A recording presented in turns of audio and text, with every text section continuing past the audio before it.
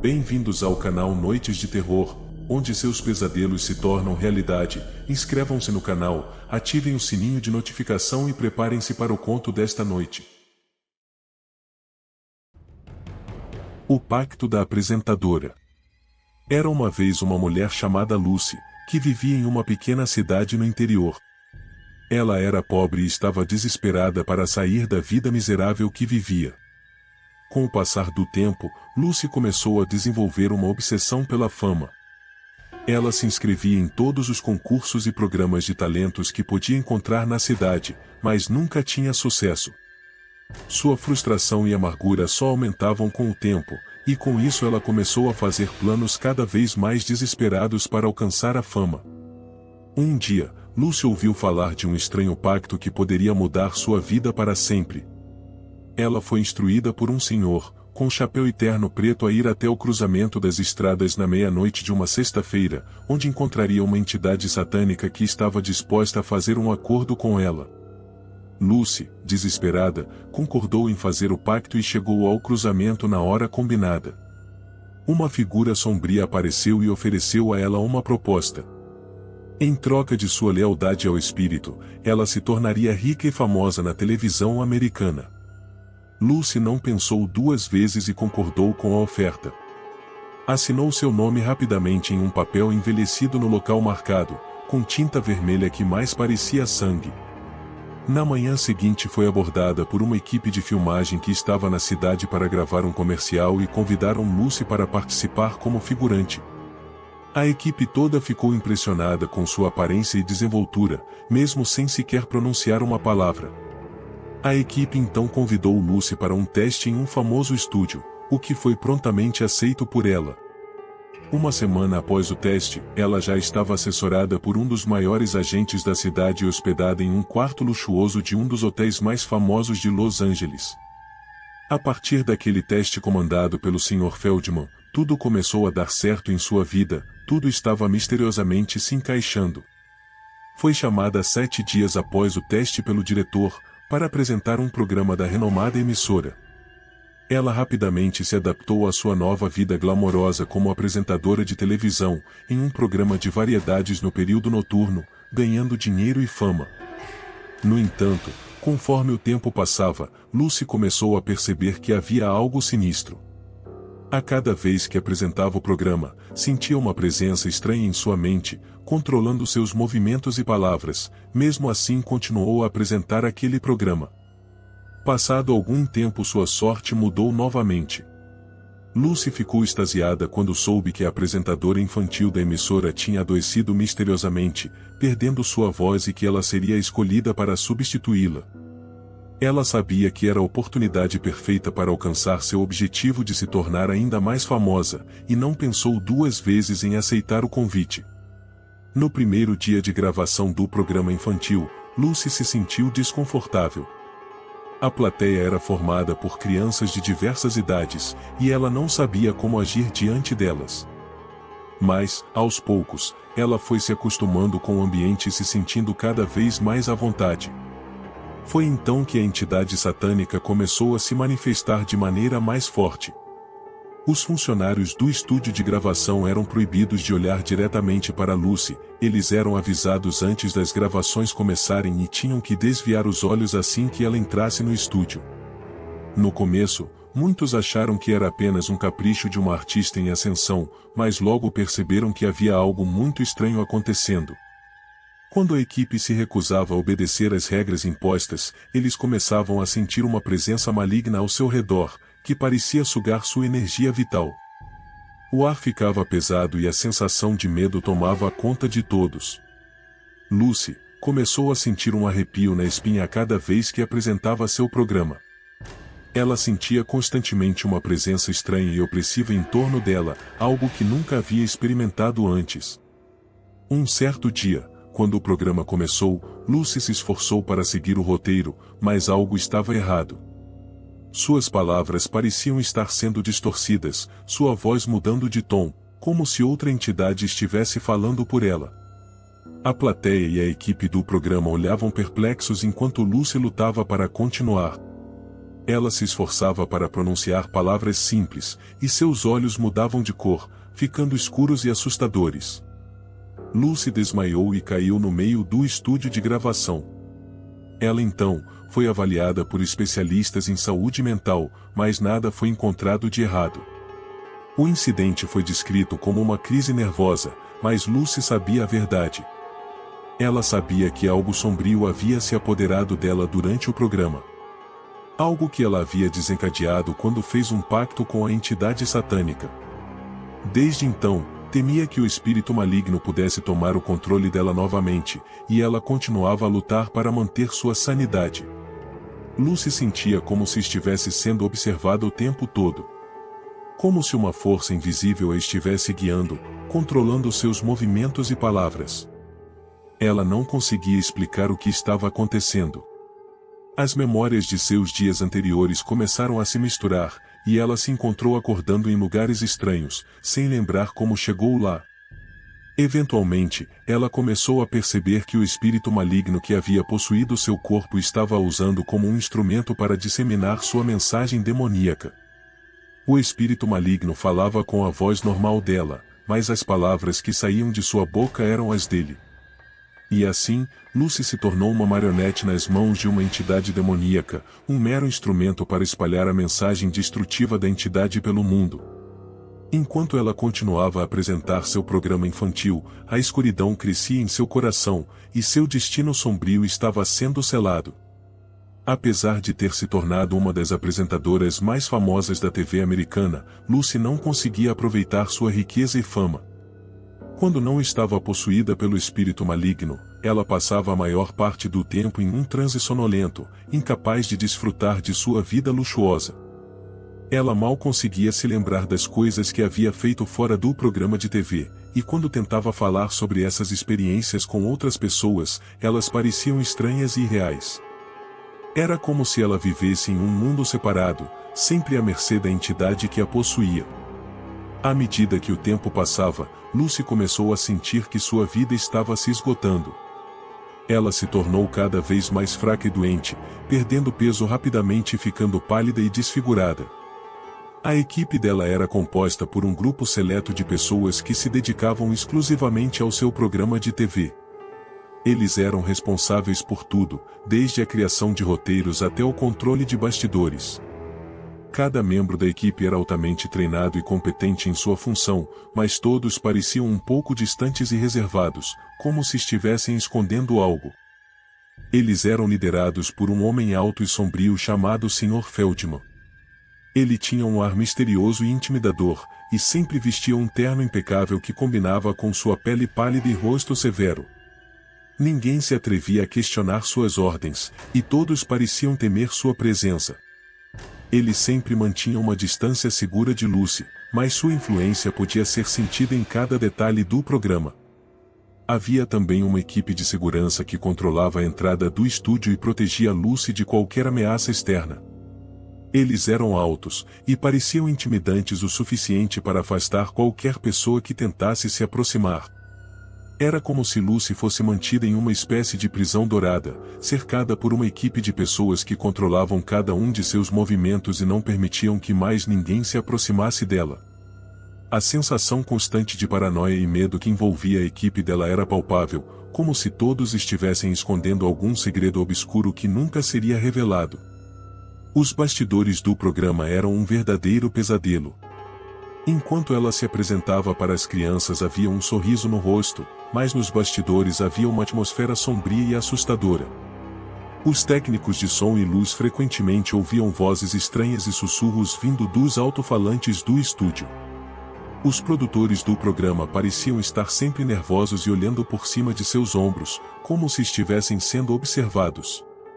Os pais das crianças que assistiam ao programa começaram a notar um comportamento estranho em seus filhos. Eles pareciam estar mais agressivos e inquietos depois de assistir ao programa. Rumores começaram a circular sobre o pacto que Lucy teria feito com uma entidade maligna para conseguir um emprego na TV americana. Mas ninguém conseguia provar nada.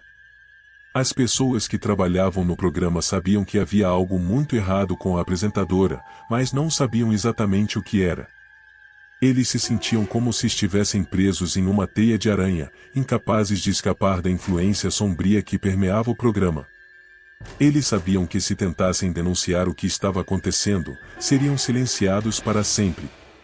E assim, continuaram trabalhando no programa, com medo do que poderia acontecer se tentassem sair. Quando acabava a gravação, Lucy parecia se transformar. Seu sorriso desaparecia imediatamente e seu rosto ficava sombrio e vazio. Caminhava como uma sombra pelos corredores do estúdio, com uma expressão de dor e sofrimento em seu rosto. Ela se dirigia para um quarto nos fundos do estúdio, onde passava horas em silêncio, como se estivesse em transe. Quando saía, parecia ainda mais pálida e frágil do que antes. Os produtores do programa tentavam disfarçar a mudança em Lucy, mas não conseguiam esconder completamente.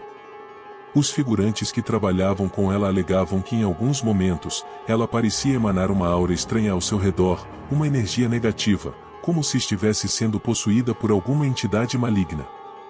Nas poucas vezes em que tentou falar sobre o que acontecia com ela depois das gravações, Lucy parecia atormentada. Ela falava de vozes sussurrando em sua cabeça e da sensação de que estava sendo observada o tempo todo. Certo dia o operador da mesa de som estava ficando desconfortável com a mudança na voz dela.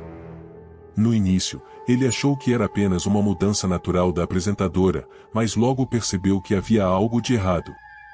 A voz de Lucy parecia cada vez mais diferente e assustadora, como se fosse a de outra pessoa.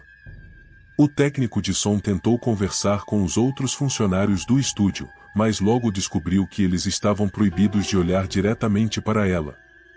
Achou estranho, mas não imaginou que fosse algo tão sério. Em uma noite, quando estava fazendo a mixagem de som para o programa, o técnico tentou colocar alguns efeitos na voz de Lucy, mas nada parecia funcionar. A voz dela estava tão diferente e assustadora que ele não conseguia mais fazer as alterações necessárias. Foi então que ele decidiu conversar com o Sr. Feldman sobre suas preocupações. Mas ao invés de ser ouvido, foi ameaçado. O empresário disse que se ele contasse algo para alguém seria demitido e nunca mais conseguiria emprego em nenhuma emissora. O técnico ficou atordoado e com medo, mas não conseguiu esconder suas preocupações. Ele contou para um amigo que trabalhava em outra emissora americana e logo o boato se espalhou. Mas já era tarde demais. Após este dia o técnico foi demitido, sendo substituído de imediato por um de confiança do empresário. Apesar de tudo isso, Lucy continuava trabalhando no programa, talvez por causa daquele pacto que havia feito com a entidade maligna. Mas todos os que trabalhavam com ela sabiam que havia algo terrível acontecendo nos bastidores do programa, algo que eles não podiam controlar ou entender completamente. Ela tentou se afastar daquele programa, mas a entidade apareceu novamente, lembrando-a do acordo que tinha feito. Percebeu então que não podia escapar do pacto e que sua alma agora pertencia ao mal. Ela se viu presa em um mundo de aparências, onde tudo o que fazia era uma mentira, e a verdadeira Lucy desapareceu completamente. As apresentações dela se tornaram cada vez mais sinistras e perturbadoras, com mensagens destrutivas e assustadoras para as crianças que assistiam. A audiência crescia cada vez mais, e sua influência se espalhou por toda a América. Lucy começou a se sentir cada vez mais desconectada de si mesma, como se não fosse mais ela mesma, mas um mero hospedeiro para a entidade maligna. Ela não conseguia escapar daquele controle maligno, e lentamente se viu perdendo a esperança de que algum dia pudesse voltar a ser livre. A entidade havia assumido o controle total do corpo da apresentadora. Ela se isolou do mundo, afastando amigos e familiares e mantendo apenas um pequeno círculo de pessoas ao seu redor, que a controlavam e a manipulavam em busca de mais fama e dinheiro. Sua vida era uma prisão sem muros. A obsessão pela fama e a perda gradual de sua sanidade mental a levaram a um destino terrível. Ela se tornou uma sombra do que era antes, uma criatura sem alma, aprisionada em uma vida de desespero e loucura. Até que um dia, exatos 7 anos após o pacto, o demônio veio cobrar sua dívida, levando-a para um destino ainda mais terrível do que ela jamais poderia imaginar. Ela conseguiu tudo o que queria, mas pagou um preço muito alto. O programa infantil continuou no ar, com uma nova apresentadora, e a entidade satânica continuou a fazer pactos com outras pessoas em troca de fama e fortuna, as levando para o mesmo destino sombrio e trágico. Olá pessoal, o que acharam da história da vida da Lucy? Deixe sua opinião aí nos comentários com a hashtag Pacto. Se assistiram até aqui, não se esqueçam de se inscrever no canal e ativar o sininho de notificações. Nosso muito obrigado e boa noite. O Pacto. João era um homem trabalhador e honesto que vivia uma vida simples, morava de aluguel em uma casa de madeira muito antiga. Ele estava cansado de sua vida miserável, pois trabalhava muito e o dinheiro que ganhava mal dava para sobreviver. Ele sabia que sua família no passado era muito rica e possuíam diversos imóveis valiosos naquela região, mas com o súbito desaparecimento de seu pai ainda em sua juventude, sua família foi envolta em dívidas e eventos misteriosos que culminaram em sua falência. Em uma sexta-feira à noite, enquanto voltava para casa, parou sua bicicleta próximo a uma grande pedra, sentou-se e refletiu: como seria incrível sua vida se tivesse muito dinheiro. Pensou em todas as coisas que poderia comprar, as viagens que faria pelo mundo e todos os lugares que poderia conhecer. Neste mesmo instante, já cansado e estressado com a sua real situação, gritou aos quatro ventos: eu daria tudo para ter riqueza. Após seu breve surto de cólera, sacudiu a poeira de suas vestes e seguiu com sua bicicleta em direção ao seu humilde casebre. No dia seguinte, ele foi abordado por um simpático idoso em seu portão que dizia ser um antigo morador daquela casa. Conversaram um pouco até que o senhor pediu por um copo de água. João não lhe negaria um copo de água e atendeu o homem de boa vontade. Após tomar o último gole, com um sorriso no rosto, o idoso pediu para que João cavasse um buraco ao lado da enorme figueira, plantada no quintal da casa. Pois se o fizesse, teria uma grande surpresa. Inicialmente, João pensou que se tratava de uma brincadeira e não deu muita importância ao pedido, mas naquela noite, ele teve um sonho estranhamente real envolvendo o idoso e a figueira, acordando assustado como se estivesse em queda livre. João acordou no dia seguinte com a estranha sensação de que precisava cavar ao lado da figueira, onde o velho homem havia indicado. Motivado pela curiosidade, ele foi até o quintal e começou a escavação. Já estava praticamente desistindo e se sentindo um trouxa por ter feito aquilo, foi quando então a pá bateu em algo sólido. Inicialmente pensou ser uma pedra, mas ao limpar em volta ele percebeu que se tratava de uma caixa de metal. Ainda incrédulo, ele puxou ela para fora e ao abrir, quase caiu de costas. Ela estava cheia de ouro, joias e pedras preciosas. Ele ficou emocionado com a descoberta, nem podia acreditar no que seus olhos viam. Assim que conseguiu se acalmar, foi correndo até a casa de seu irmão contar a novidade. Paulo era seu irmão mais velho, com um pouco mais de experiência de vida, o aconselhou a permanecer na mesma casa, para não levantar suspeitas e não contar o fato a mais ninguém, até que pudessem trocar todo o tesouro por dinheiro. O irmão ainda sugeriu a João que guardasse a caixa em seu porão. Temendo que mais alguém descobrisse a fortuna, resolveu enterrar a caixa, não em seu porão como seu irmão havia recomendado, mas sim, a 200 metros adentro da mata que circundava a propriedade, e por uma questão de segurança, disse a seu irmão que havia colocado a caixa no porão da sua casa como anteriormente combinado. Seu irmão era uma pessoa de má índole, era extremamente ganancioso e egoísta, não suportando a ideia de que João ficaria rico, contratou 2 pessoas para tirar sua vida, pois desta forma, como ninguém mais sabia a localização do tesouro, ficaria com toda a fortuna para si. Uma semana após a descoberta, enquanto saía de um bar próximo à sua casa, João foi surpreendido por seus agressores. Eles o colocaram no porta-malas de um carro e dirigiram para um local remoto da cidade. Ao chegar no local, desferiram 2 facadas em seu abdômen. Acreditando que ele estava morto, atearam fogo em seu corpo e o jogaram barranco abaixo. Mas, contra todas as probabilidades, João ainda estava vivo. Para sua sorte, o fogo foi apagando aos poucos enquanto seu corpo rolava na ribanceira que foi jogado. Quando finalmente acordou do desmaio, ele estava totalmente desfigurado, perdido em meio a uma mata fechada e ainda sem entender como havia chegado ali. Seu corpo e rosto estavam seriamente queimados, e o ferimento causado pelas 2 facadas causava-lhe um misto de dor, pavor e pânico. Ele lutou pela sobrevivência por longos 2 dias, sem remédio que atenuasse as dores intensas que sentia em seu corpo devido às queimaduras. Ele sabia que seu fim era certo.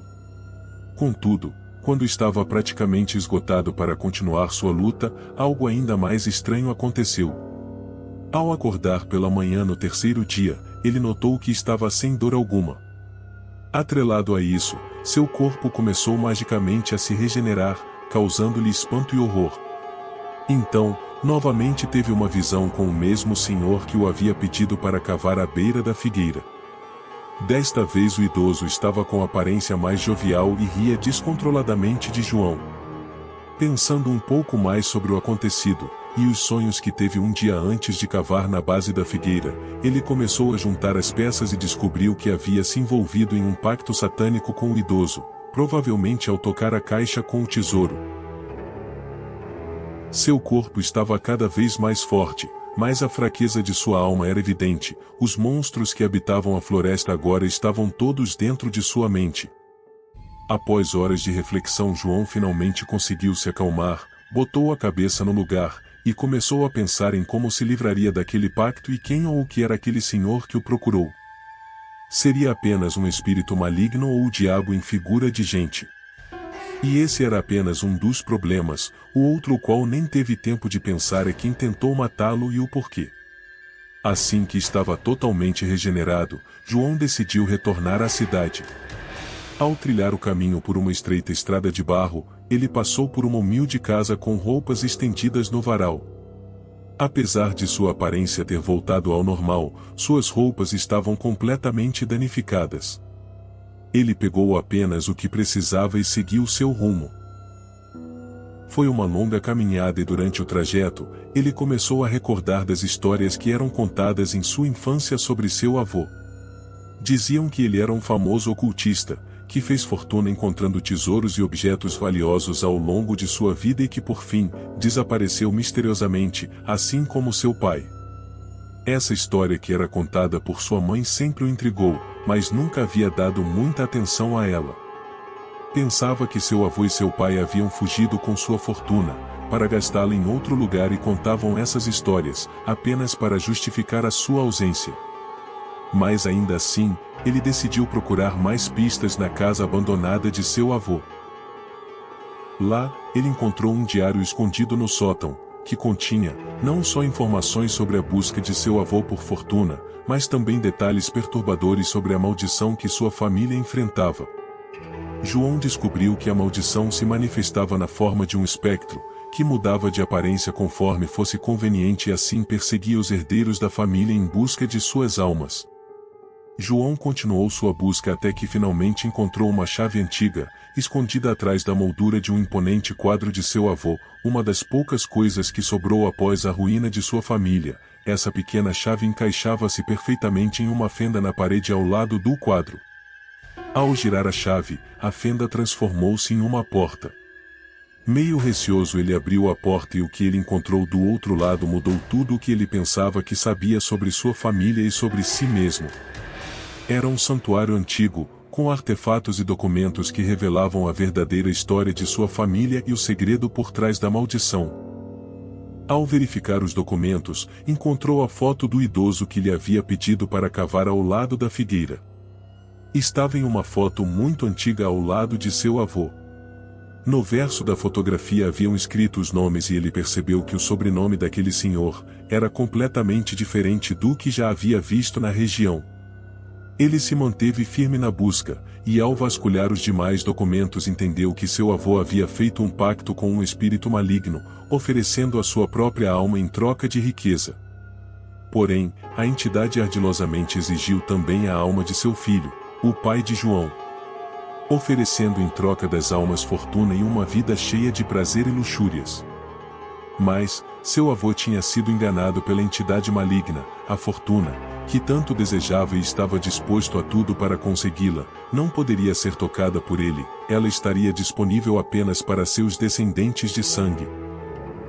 Estarrecido com tudo que havia descoberto, João decidiu sair dali e retornar à sua casa. Contudo, ao sair da antiga propriedade de seu avô, percebeu que tudo ao seu redor não parecia estar como antes, e em sua cabeça, isso não poderia ter ocorrido nas poucas horas que passou ali. Ocorre que, sem perceber, fora do pequeno quarto secreto em que ele estava, passaram-se 7 anos. Durante seu trajeto notou que a cidade estava diferente, as pessoas que conhecia de vista pareciam mais velhas. Até que então localizou uma senhora que morava no bairro e já possuía uma idade muito avançada. Inicialmente ela não o reconheceu.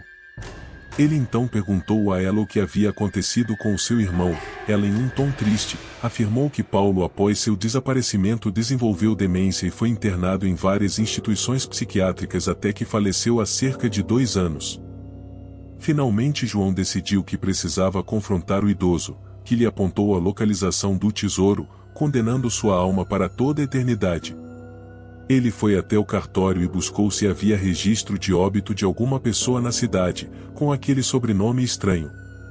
Após um breve momento, a atendente lhe informou que havia apenas um registro com aquele sobrenome e que ele havia morrido há mais de 50 anos, tendo sido sepultado no cemitério central. Antes de ir à procura do túmulo daquele que o assombrava, decidiu ir à mata, onde havia enterrado seu tesouro, e para sua felicidade, a caixa ainda estava lá. Ele a desenterrou por completo e seguiu rumo ao lugar onde o estranho idoso havia sido sepultado.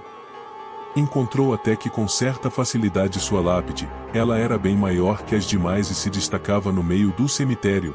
Possuía escritas douradas entalhadas cuidadosamente, no lustroso mármore preto que reluzia com os raios solares.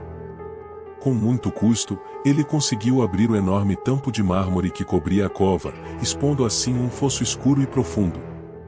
Guiado pelo instinto, ele sentiu que deveria despejar todo o tesouro ali dentro. Porém, antes que o fizesse, sentiu uma entidade estranha o empurrando para dentro da sepultura exposta. Com a caixa ainda em mãos, se viu sem reação. A primeira parte de seu corpo a tocar violentamente o fundo da cova foram seus joelhos, seguido com seu rosto. Meio atordoado, devido à forte pancada que levou, já pressentindo seu fim, João fechou seus olhos e intensificou suas orações. Neste momento sentiu como se emanasse de si uma explosão de luz. E do túmulo, viu sair diversas entidades, que tomavam uma a uma, formas semelhantes a figuras humanas. Todos com vestes brancas com uma luz radiante ao seu redor. As almas olharam para ele com um sorriso em seu rosto, e subiram rapidamente aos céus. Ele havia libertado dezenas de outras almas que estavam presas, assim como as almas de sua família. Assim que conseguiu sair de dentro da cova, João pôde ver 3 entidades que o observavam. Tampouco seus olhos se acostumaram com o brilho do sol, ele pôde notar que eram figuras conhecidas. Eram os espíritos do seu pai, do seu avô e do seu irmão, que permaneciam ali por mais um instante, para agradecer ao seu Salvador por ter quebrado a maldição. Eles o acenaram com as mãos e assim como os demais ascenderam ao céu. Com o tesouro devolvido à sepultura da entidade maligna, o pacto satânico finalmente foi quebrado. João recuperou sua vida normal e conseguiu deixar todo o horror do passado para trás, perdoando todos aqueles que lhe fizeram mal. Ele, depois disso, foi capaz de viver em paz e harmonia novamente, pois sabia que as entidades que o haviam aterrorizado, agora descansavam em paz. No final, João aprendeu que embora o dinheiro possa trazer riqueza material, a alma é algo inestimável e vale muito mais que os prazeres carnais que foram oferecidos pelas entidades da escuridão. O pacto em troca de fama. Existia em uma pequena cidade do interior uma banda de rock underground que se esforçava para conseguir sucesso. Era composta por um grupo de amigos que compartilhavam a paixão pela música pesada e sombria. Eles ensaiavam em um pequeno estúdio em uma rua movimentada da cidade, tocando em bares e clubes noturnos em troca de algumas moedas e um pouco de fama. Mas eles estavam frustrados por não conseguir decolar e atingir o sucesso que tanto desejavam. Uma noite, em um bar escuro e sujo, eles ouviram uma história sobre um pacto com o demônio que havia sido feito por uma banda muito famosa há anos atrás. A história dizia que em troca de sua alma, eles haviam conseguido o sucesso que tanto almejavam. Inicialmente, eles riram da história, mas a semente da tentação já havia sido plantada. A ideia de um pacto começou a ganhar força nos corações de todos os membros da banda. Eles começaram a pesquisar e ler tudo o que podiam encontrar sobre o assunto, e finalmente descobriram um antigo livro, que continha as instruções para invocar o demônio. Eles prepararam o local para o ritual em uma encruzilhada deserta, acendendo velas e colocando incenso para criar a atmosfera certa. A invocação foi longa e assustadora, mas eventualmente, um homem bem afeiçoado apareceu diante deles, em uma nuvem de fumaça negra. Com sua voz grave e sibilante, ele ofereceu-lhes um pacto. Em troca de suas almas, ele lhes daria fama, fortuna e sucesso. A banda ficou hesitante, mas a tentação foi forte demais para resistir. Eles então concordaram e com um beijo selaram o acordo. Num piscar de olhos o homem misterioso desapareceu, deixando apenas o som de sua risada ecoando pela escura estrada vazia, e a banda logo sentiu que sua sorte havia mudado. Naquela mesma noite se reuniram em seu estúdio e magicamente compuseram 10 faixas inéditas, faixas estas que futuramente os iriam imortalizar como deuses do rock. Depois disso, a banda começou a subir rapidamente na indústria musical. Suas músicas decolaram uma a uma para o topo das paradas de sucesso e seus shows se tornaram cada vez mais populares, atraindo uma multidão cada vez maior. Eles foram convidados para tocar em grandes festivais, e logo se tornaram uma das bandas mais quentes daquele momento. Finalmente haviam alcançado o sucesso que almejavam, mas havia um preço bem caro a ser pago por isso. Com o sucesso veio uma maldição.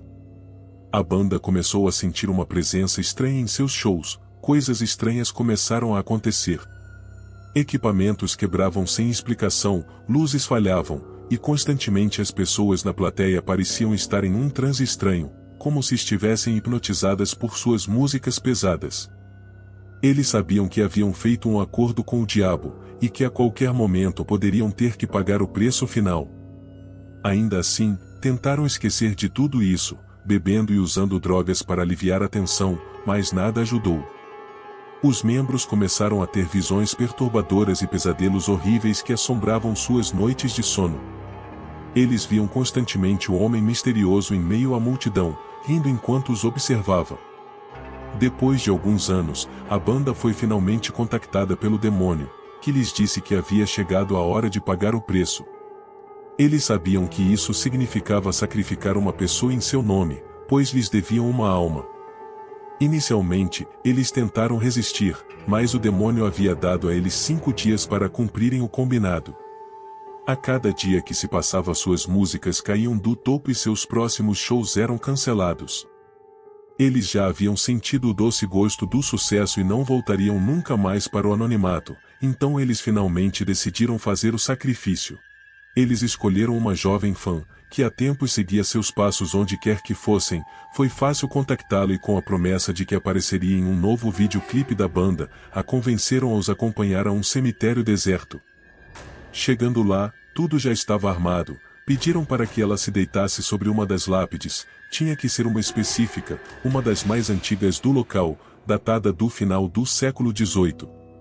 A jovem fã foi vendada e antes que pudesse perceber, o vocalista da banda cravou ferozmente um punhal em seu peito, enquanto os demais proferiam encantamentos em uma língua desconhecida, conforme fora determinado pelo demônio que os seduziu.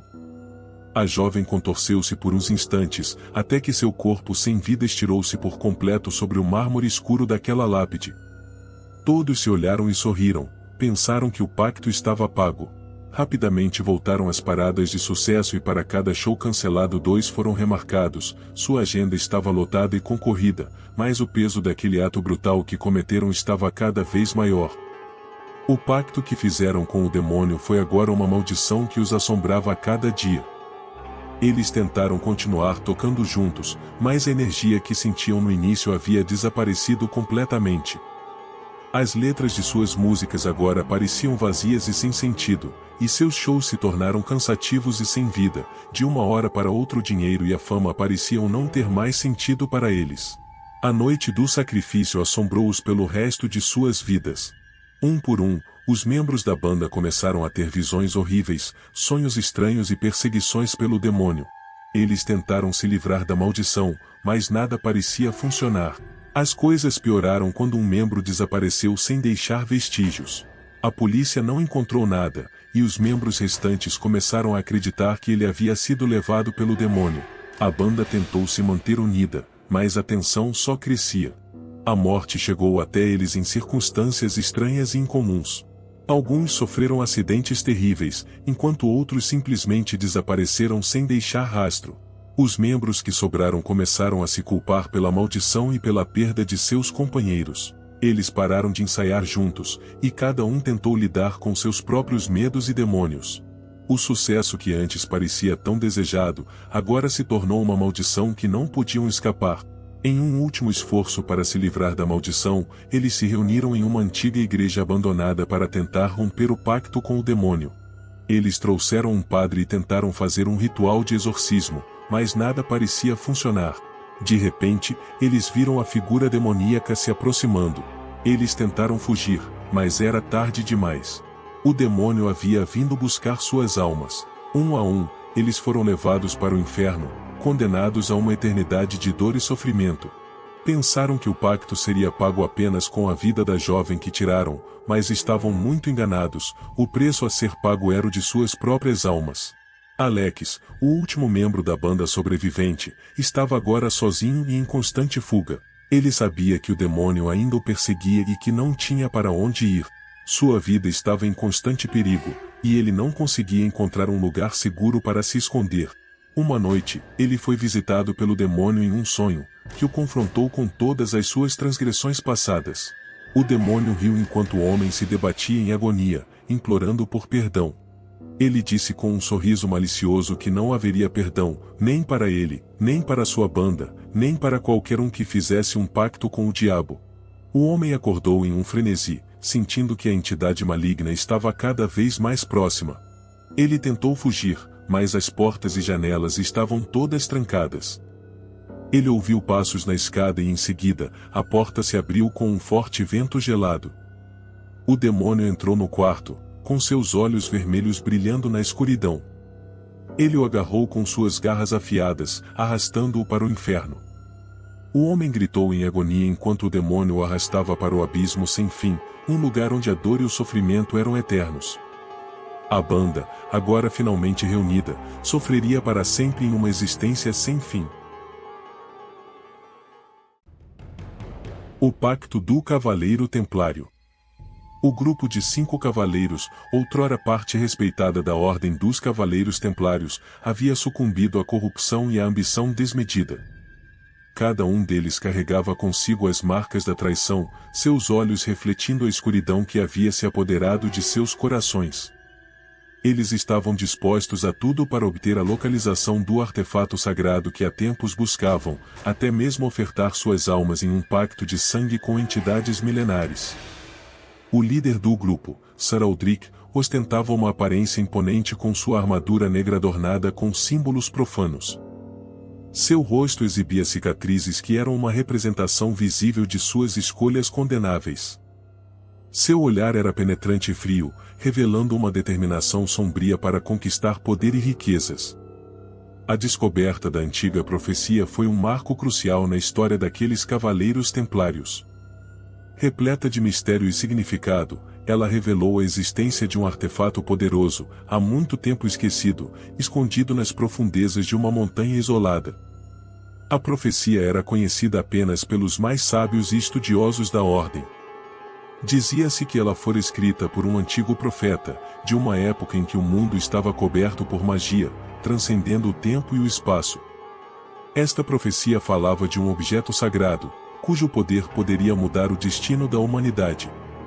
Descrevia-o como uma relíquia milenar, guardada nas profundezas de uma montanha remota, em um local desconhecido, envolta em segredos e protegida por forças sobrenaturais.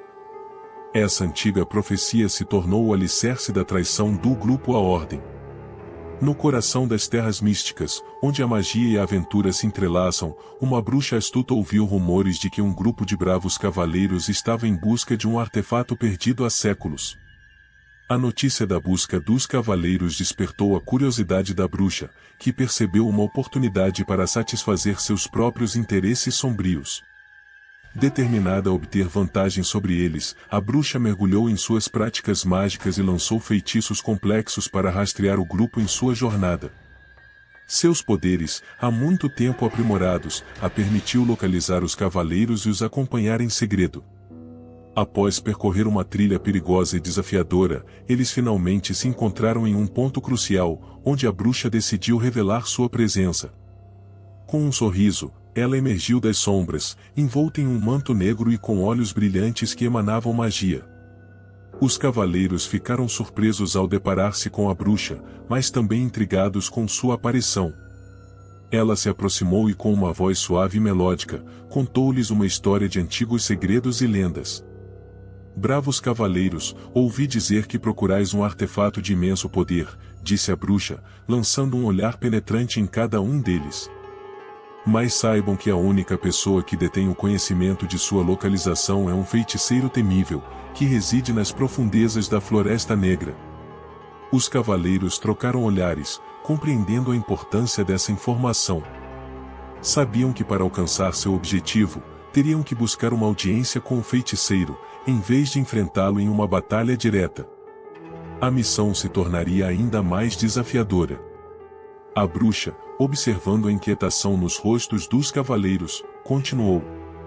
No entanto, estou disposta a ajudá-los. Em troca, peço apenas uma pequena concessão. Caso obtenham êxito na busca do artefato, trarão para mim um pequeno fragmento do poder que ele contém. Será um acordo justo. Os cavaleiros debateram entre si, ponderando sobre a proposta da bruxa. Conscientes de que não poderiam alcançar seu objetivo sem a sabedoria e orientação do feiticeiro, aceitaram o pacto proposto. Com a aliança selada, a bruxa revelou segredos e informações preciosas sobre a Floresta Negra, indicando caminhos ocultos e passagens protegidas que os levariam até o feiticeiro. O feiticeiro da Floresta Negra era um homem de pele extremamente pálida, quase translúcida. Sua aparência cadavérica era acentuada pelo contraste com seus olhos brilhantes, que pareciam conter um conhecimento antigo e profundo.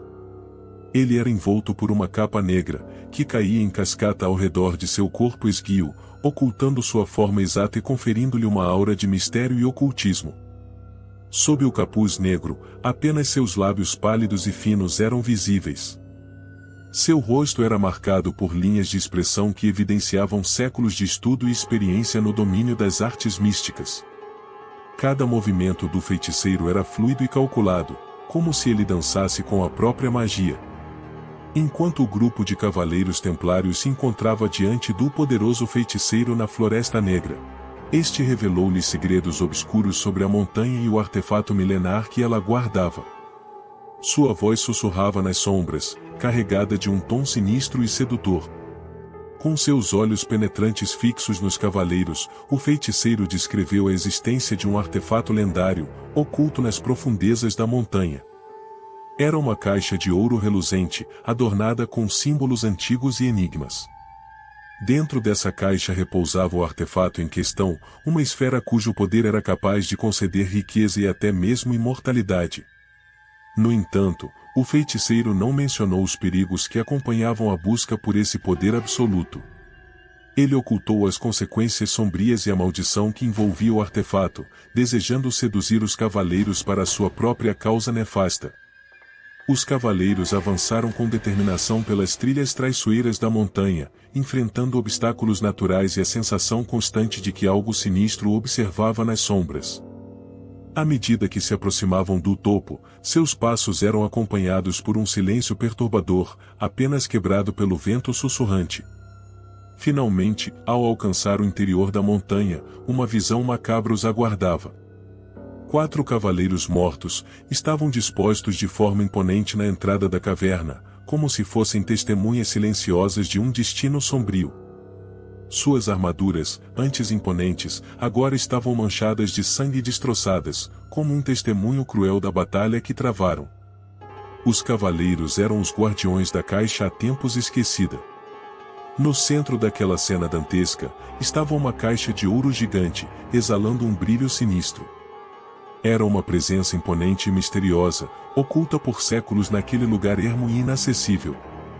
Os cavaleiros sentiram um arrepio percorrer suas espinhas ao se aproximarem. O líder perguntou aos cavaleiros mortos como abrir aquela caixa. Em um tom soturno, os 4 cavaleiros que ali jaziam responderam à pergunta com uma voz uníssona e arrepiante.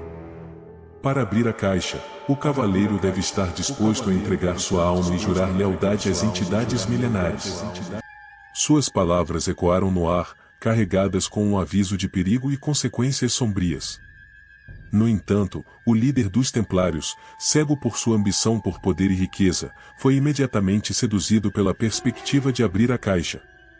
Ele estava disposto a pagar qualquer preço para ter acesso ao seu conteúdo misterioso. Movido por um desejo insaciável por poder, ele colocou-se diante da caixa, com os olhos brilhando com ganância e determinação. Ele proclamou, com voz trêmula, seu juramento de lealdade às entidades milenares, selando um pacto sinistro. No momento em que o cavaleiro proferiu suas palavras, a caixa começou a se abrir lentamente, revelando um brilho sinistro e uma aura enigmática. Um vislumbre do poder prometido deslumbrou o cavaleiro, alimentando ainda mais sua sede insaciável. O artefato era esférico e brilhante, emanando um leve resplendor dourado. Parecia conter segredos antigos e poderes além da compreensão humana.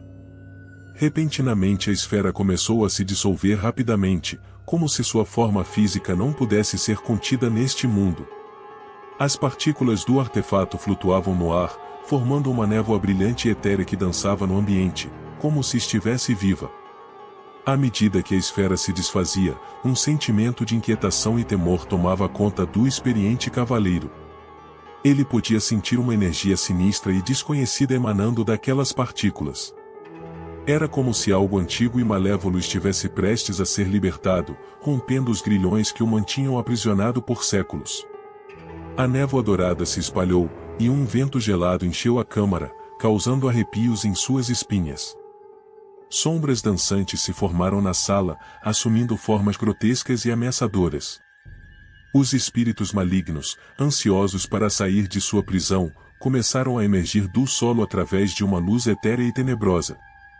Aquilo que parecia ser uma simples esfera de ouro revelou-se como uma chave para a libertação de um mal imensurável. O jovem cavaleiro percebeu, tarde demais, que o artefato não era um símbolo de fama, riqueza e poder, mas uma armadilha sinistra para sua própria alma. A esfera havia servido apenas como um gatilho para desencadear a escuridão que agora emergia e ameaçava consumir tudo ao seu redor. Enquanto os espíritos malignos e entidades sobrenaturais milenares, conhecidas como anjos malignos, reuniam-se para formar um exército do mal, o jovem cavaleiro se via preso em uma batalha além de sua compreensão. O artefato que ele acreditava ser a chave para conquistar glória e poder havia na verdade aberto as portas para a destruição e o caos.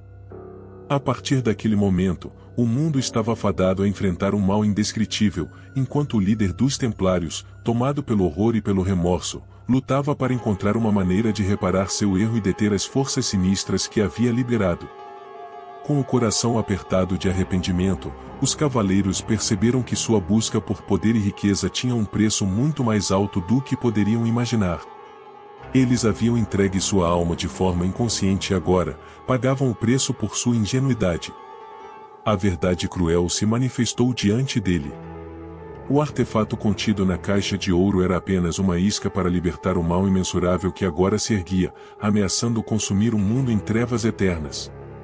A chave para a salvação se escondia em algum lugar daquele pesadelo, mas o líder sabia que teria que enfrentar desafios ainda mais aterradores para encontrar a redenção.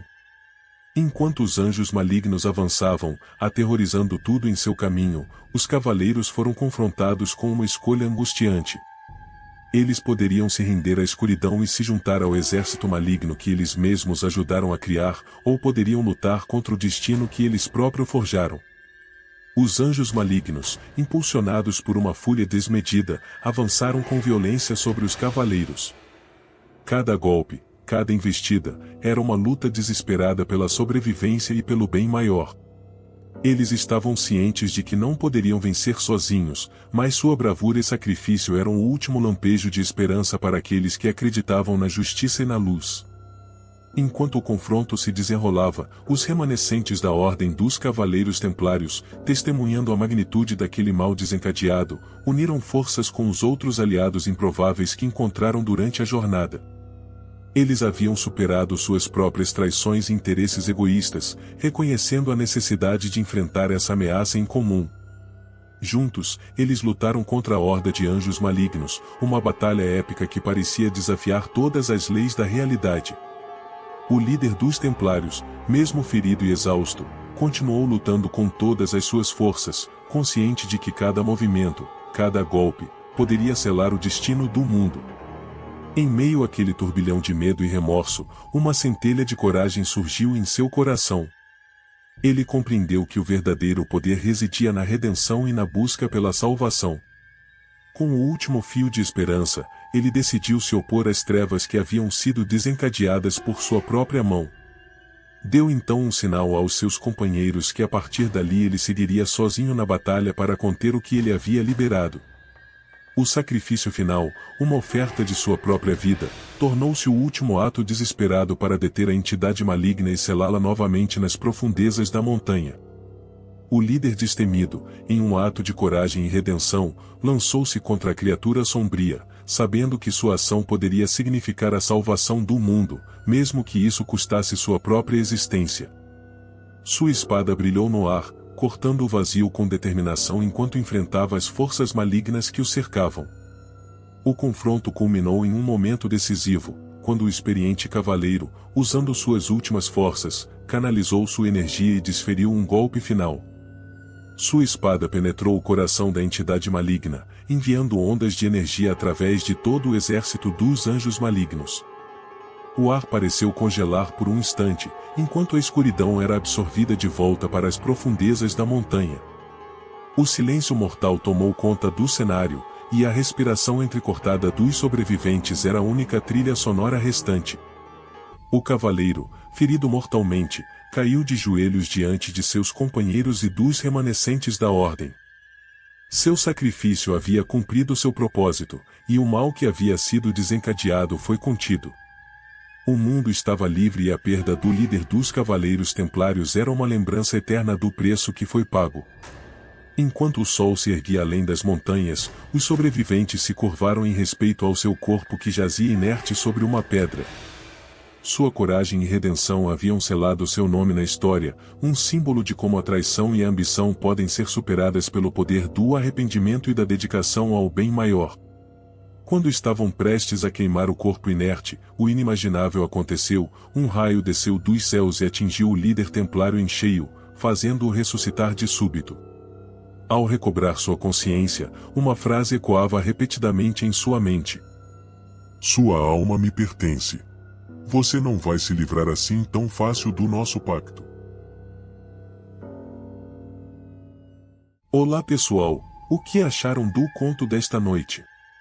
Deixem sua opinião aí nos comentários com a hashtag Pacto. Em breve sairá a segunda parte desta história, se inscrevam no canal e ativem o sininho de notificações para não perder nenhuma novidade. Nos vemos no próximo conto, boa noite.